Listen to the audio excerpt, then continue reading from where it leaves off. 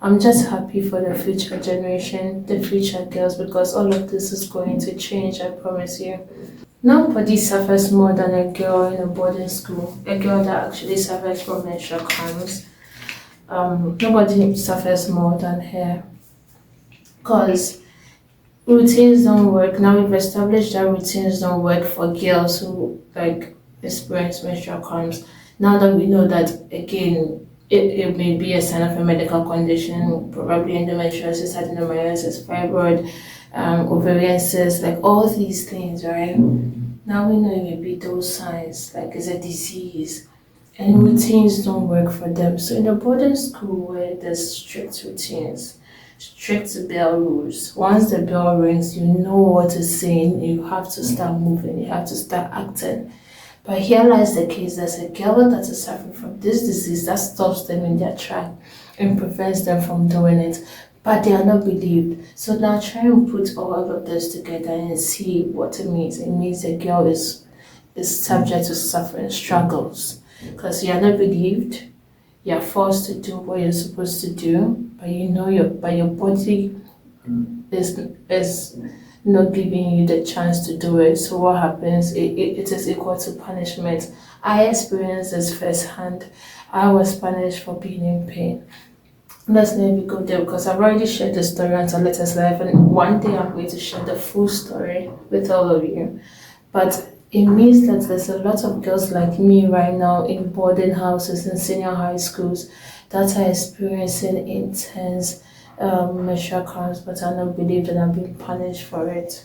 Now, the reason why I'm advocating for systems and structures is let's look at it this way. I have seen girls who had, or people who had different diseases and then they were supported better, which tells me that it can be done. Institutions can make or bend some rules for people who have peculiar issues. In this case, this girl had asthma and then they ensure that they don't lash her a lot. They don't assign her to areas to work, areas that could trigger her disease or trigger her. So like close to the incinerator, she doesn't go there because they're burning and there's smoke. And then close to like she doesn't sweep in dusty areas because that triggers the asthma. So these are things that you know and you ensure that you don't like do so that the person does not get triggered. Also suffer from endometriosis or menstrual cramps are not asking too much, or people suffer from this are not asking too much. And when you think about it, the statistics even a lot. Like out of everyone, 10 girl you meet, one of them is suffering from this disease. So it means out of 2,000 girls on campus, 200 girls are suffering every single month, which means that we need to act even faster to support them. They don't have to like go through it like we did. If you're a mother and you've experienced this before, your daughter does not have to go through it like you did. Don't force them to go through it like they did. So institutions have to recognize this disease so that they put in the right structures in place to support girls. That is all I'm saying. Come on, that's what I'm saying. Like I don't think we are asking for too much.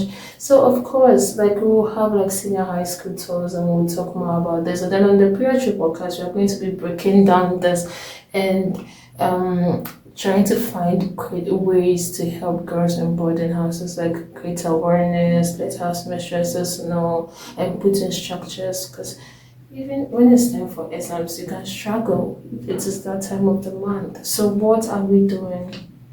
So I'll be reaching out to the Minister of Education so that we have really good conversation. Time is going to tell. I'm just happy for the future generation, the future girls, because all of this is going to change, I promise you. It is really going to change. You won't suffer like I did. And our sisters, our daughters, just know that things will change before your time. Bye.